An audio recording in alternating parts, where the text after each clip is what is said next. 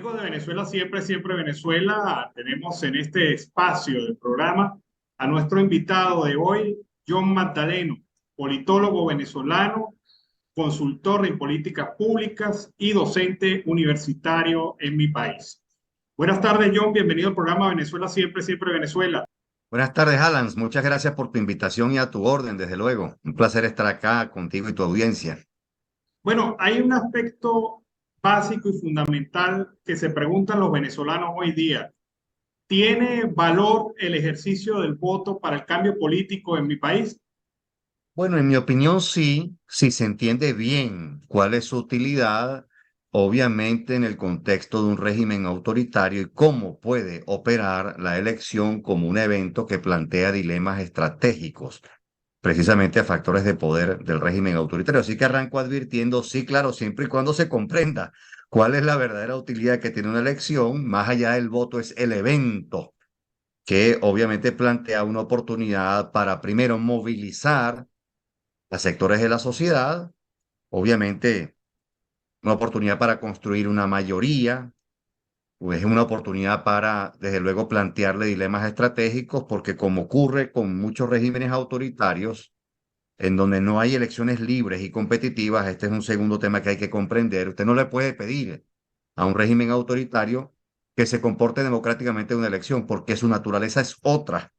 Entonces, la utilidad que tienen elecciones que son semicompetitivas o no competitivas es precisamente que le plantean cuando se configura una mayoría robusta, holgada, vamos a decir así, a favor del cambio, le plantea el dilema estratégico al poder, a quienes ocupan posiciones de poder, de hacer fraude o no hacer fraude. Esa tentación, obviamente, la experimentan muchos factores de poder de regímenes autoritarios. Y ese dilema estratégico junto con otro, por eso es importante comprender la utilidad de la elección, junto con otro, decíamos, el otro dilema estratégico típico que encaran regímenes autoritarios es cuando hay movilizaciones masivas, o mejor todavía, ciclos de movilizaciones masivas. El dilema estratégico que se plantea es reprimo o no reprimo. Ese es el dilema. Estos son los dos grandes dilemas que experimentan regímenes autoritarios en estas situaciones límite. Pero claro está, el principal objetivo de una fuerza social y política que desee el cambio, desde luego tiene que ser construir esa mayoría para expresarla, visibilizarla, tanto por intermedio de movilizaciones sociales masivas y no violentas. Cuando digo movilizaciones masivas, estoy pensando en la famosa referencia de Erika Chenoweth y María Estefan, que surgió en una investigación del año 2011, en la que se plantea que movilizaciones sociales que reúnan más del 3,5% de la población 3,5% son movilizaciones que están en capacidad de plantearle este tipo de dilema estratégico del que hemos hablado, reprimo o no reprimo. Si el régimen autoritario reprime, puede que se produzcan contradicciones internas, pero no, porque no todo el mundo está de acuerdo dentro de la coalición dominante de este tipo de regímenes, no todo el mundo está de acuerdo con la represión. Del mismo modo que el dilema que le plantea una participación masiva que conquiste una mayoría holgada, abultada, es decir, una diferencia significativa que plantea el dilema de hacemos fraude o no hacemos fraude, y eso también suele provocar contradicciones internas.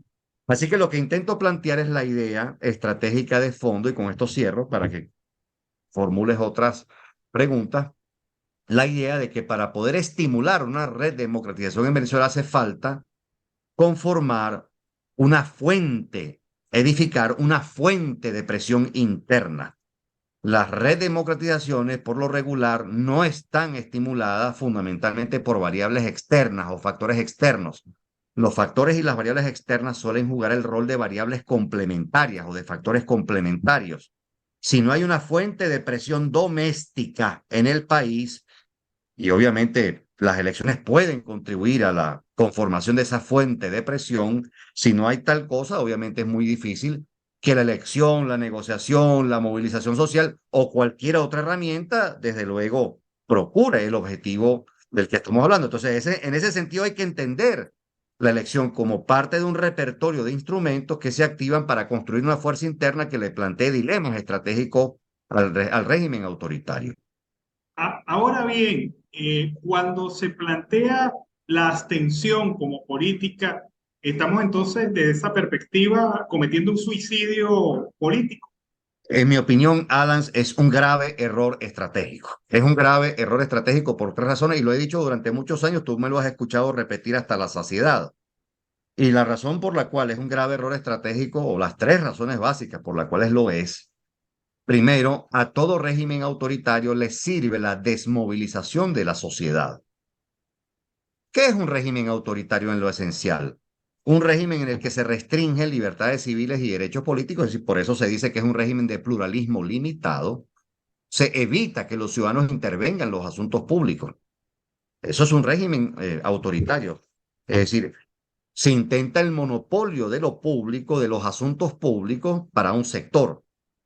Es un régimen en el que en efecto una pequeña élite, una pequeña coalición gobernante o dominante toma las decisiones fundamentales acerca de quiénes y cómo deciden las cuestiones básicas referidas a los asuntos públicos, a los asuntos estatales.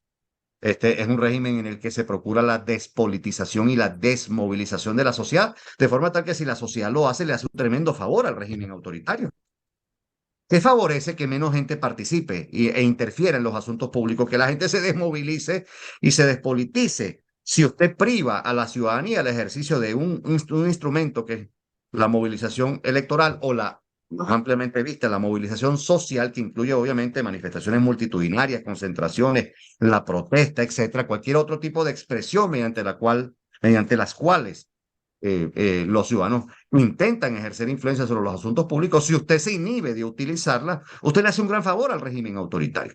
De paso, está probado en la literatura, hay una investigación famosa de la Brookings Institution de Frankel, que demuestra que en el 94% de los casos que se intentan por la vía del boicot o la abstención, los resultados son negativos para las fuerzas que los impulsan. 94% de tasa de fracaso tiene esa estrategia. Es decir, que ya se sabe que la probabilidad de que esto no conduzca a ninguna consecuencia políticamente relevante, me refiero a la abstención, la altísima probabilidad de que ello no ocurra, es conocida. Es decir, no debería sorprender. Eso en segundo término. Y en tercer término, la abstención tiene una consecuencia muy dañina, que es que, inhibe el desarrollo de capacidades organizativas, impide el desarrollo de capacidades de articulación, de organización y de coordinación estratégica entre factores que desean el cambio político. Es decir, que dejar de participar en cada elección es dejar de desarrollar esas capacidades. De hecho, en efecto, se pierden capacidades. Déjenme explicarlo de esta manera. En Caracas hay una bella montaña de la que disfrutamos los que vivimos acá, que se llama el Ávila.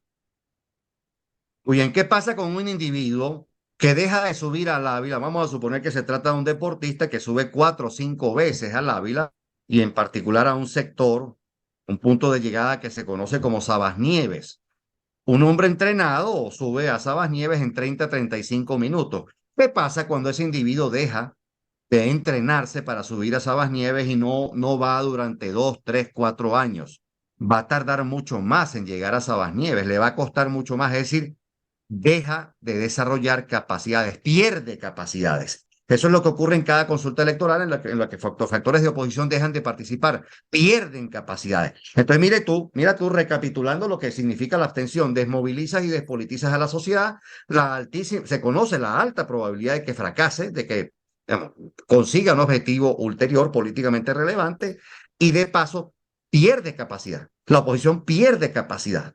Entonces, en mi opinión, no hay ningún beneficio de la política de la abstención. Uno puede entender que en una coyuntura como la constituyente del año 2017, vamos, que es a todas luces inconstitucional y legal, la gente se haya abstenido. Bueno, se puede entender, pero yo no puedo justificar la abstención de las elecciones de alcaldes de diciembre de 2017. Yo no puedo justificar la abstención de la oposición de cara a las presidenciales de 2018, que es un hito crítico. Una presidencial, cuando se intenta promover el cambio político, es un hito crítico. No se puede abandonar jamás ese terreno y ese hito crítico.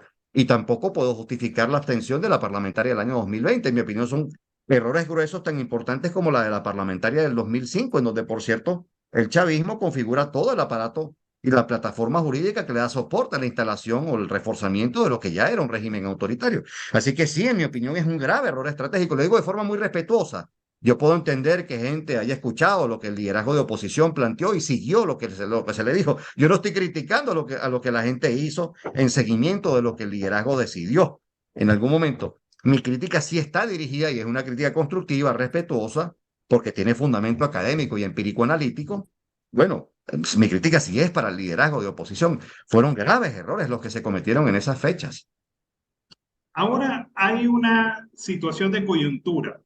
La remoción de la directiva del Consejo Nacional Electoral por parte de la Asamblea Nacional, la ilegítima, como la llaman algunos.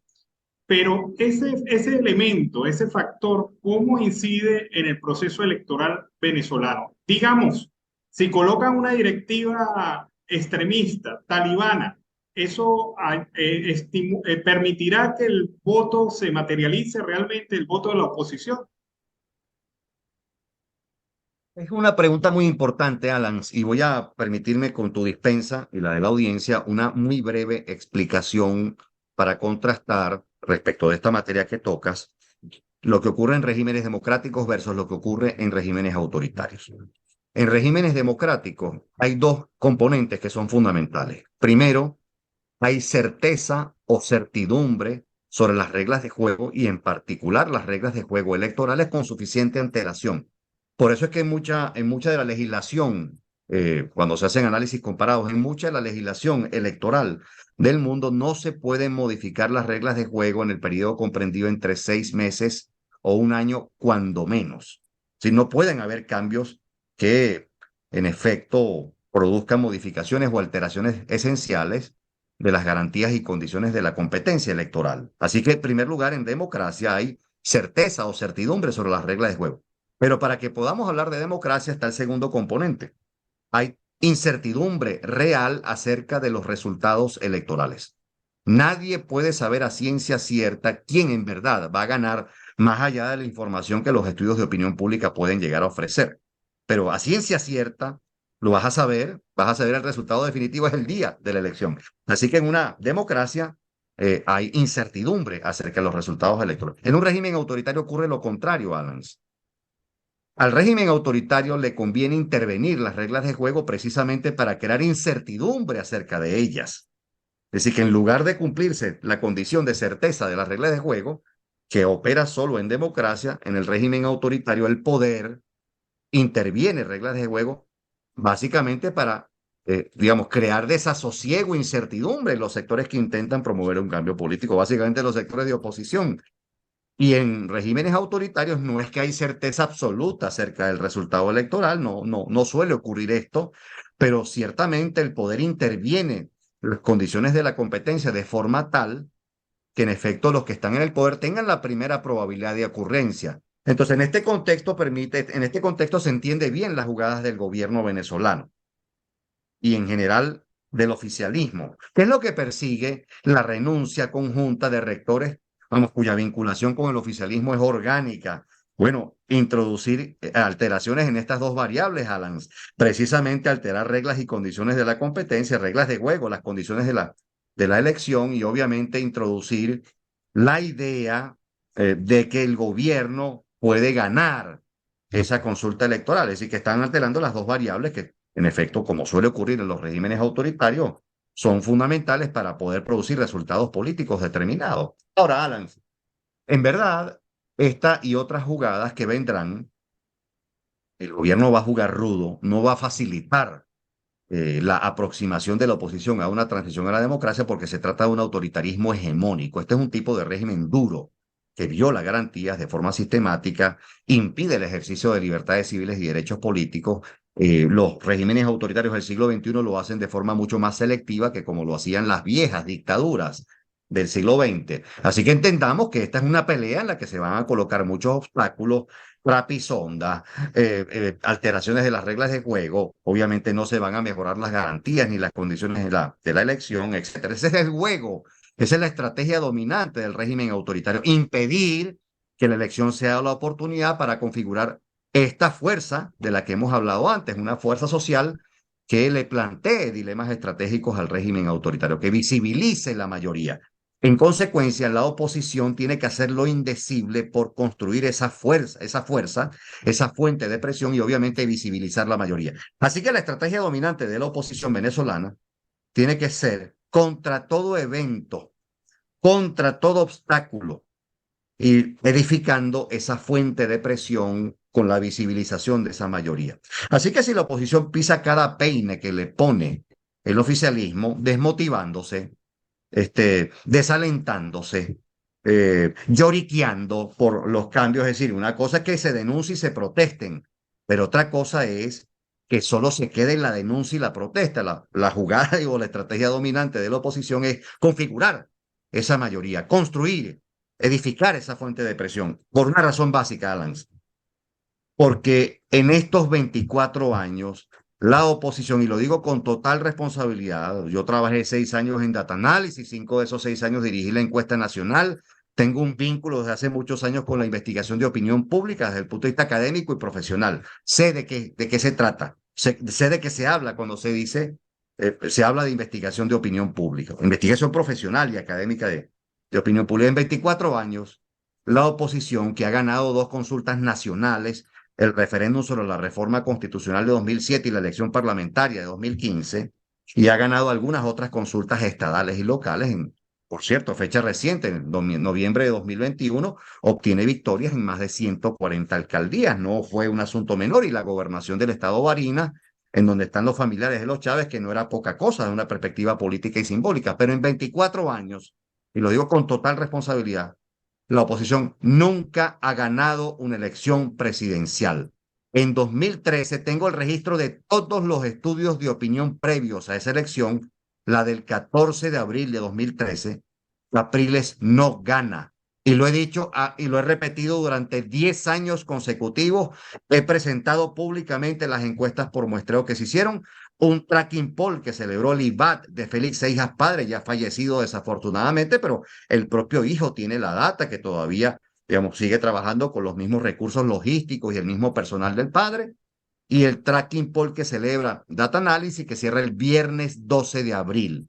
En el tracking poll de Seijas Padre, que cierra el miércoles 10 de abril, la brecha es de 7.5 puntos porcentuales a favor de Maduro todavía. Y en el tracking poll del viernes 12 de abril, 2 días antes de la consulta electoral, la brecha es de 3.4 puntos porcentuales todavía favorables a Maduro. Y en el exit poll que se celebra el día domingo 14 de abril, en el último corte, en el de las 6 de la tarde, la brecha es todavía favorable a Maduro por 2.5 puntos porcentuales. Es decir, no hay ninguna evidencia empírica, lo digo con total responsabilidad, no hay ninguna evidencia empírica de que Capriles haya ganado la elección. Nunca estuvo arriba en las preferencias electorales. Y de paso, se tardan alrededor de 2 meses intentando recopilar algo menos del 90% del total de actas. Es decir, no se llega al 90, ni al 100%, ni menos al 90% del total de actas. Así que este es un punto muy importante, porque se cree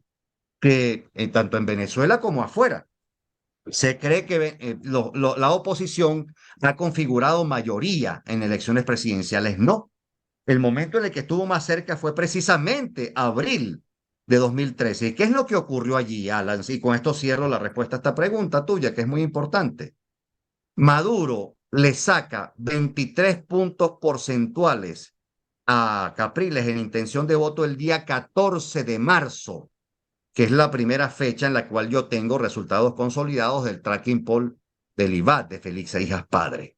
23 puntos es la brecha que un mes antes de la elección presidencial, repito, 14 de marzo de 2013, 23 puntos es la brecha, 23 puntos porcentuales, es la brecha que Maduro le saca en intención de voto a Capriles. ¿Y qué fue ocurriendo a lo largo de esas semanas? Y especialmente cuando se inicia la campaña electoral, que es una campaña electoral muy corta, del 2 al 12 de abril, de apenas 10 días. Bueno, ya el día 2 de abril, Capriles empieza a descontarle ventaja a Maduro. El día 2 de abril, la brecha se reduce a 18.5.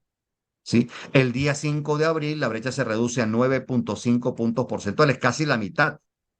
De forma tal que a lo largo de la campaña lo que está ocurriendo es un tipping point, lo que se conoce desde el punto de vista académico como tipping point, es decir, un deslave de los respaldos y Capriles está conquistando una parte de los respaldos del chavismo.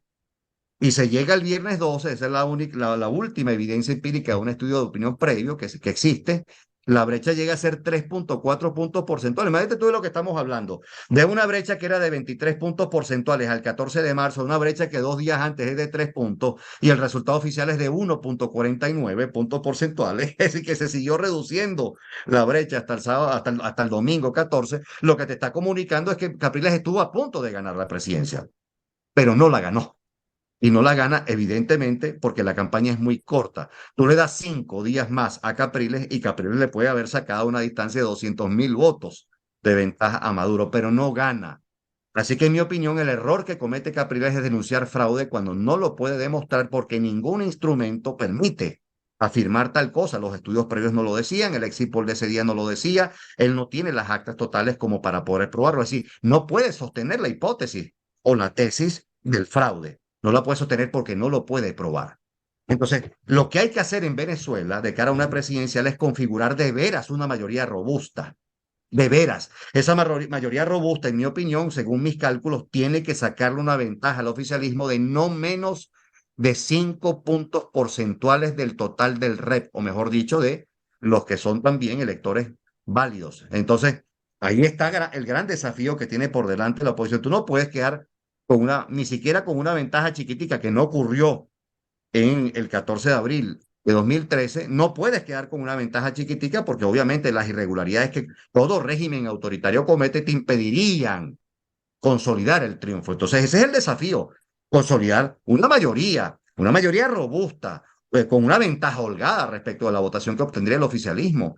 Eso, en mi opinión, no es imposible, pero obviamente requiere trabajo, requiere mucha organización, requiere articulación, requiere coordinación estratégica entre muchos factores políticos y sociales, no solo entre partidos. Ahora bien, eh, para cerrar, en esa construcción de la mayoría, ¿qué papel juega la primaria? Mira, la primaria tiene, creo yo, tal y como se previó y se diseñó, esencialmente 2 o 3 objetivos básicos. El nivel de participación de la primaria es una primera indicación del proceso de construcción de esa fuerza social y política de la que hemos hablado. Imagínate tú una primaria en la que eventualmente el número global de participación sea de 4 millones.